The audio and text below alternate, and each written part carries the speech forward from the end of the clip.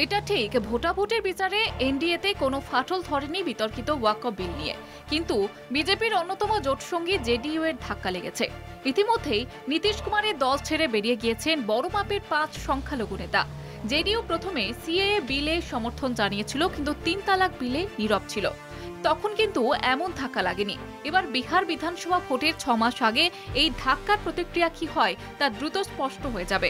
বিহারে ১৮% মুসলিম ভোটার রয়েছেন। প্রায় ৭০টি আসনের সংখ্যালঘু ভোট নির্বাচনের ফলাফলে সরাসরি প্রভাব ফেলে।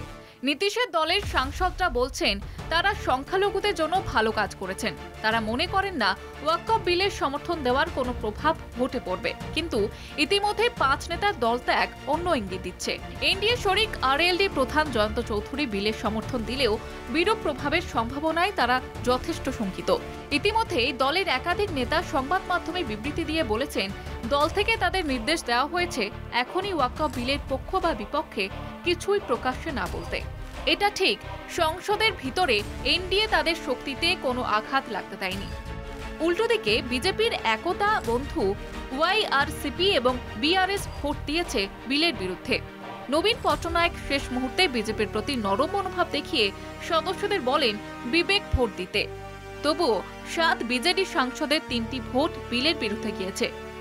এআইএডিএমকে সামনে বছর তামিলনাড়ুর ভোটে বিজেপির সঙ্গে জোট করতে পারে, কিন্তু ভোট দিয়েছে বিলের বিরুদ্ধে। শরদ পাওয়ার, সুব্রত বক্সি সহ ইন্ডিয়া ব্লকের কয়েকজন সদস্য অসুস্থতার জন্য ভোট দিতে আসেননি। সেটা বাদ দিলে ওয়াকফ বিলকে ঘিরে ঝিমিয়ে পড়া ইন্ডিয়া জোটের পালে নতুন করে হাওয়া লাগলো। এবারে নৌকার রাজনৈতিক মাঝিরা কে কেমন দাঁড় টানেন সেদিকে নজর থাকবে সব পক্ষের। কলকাতা টিভি।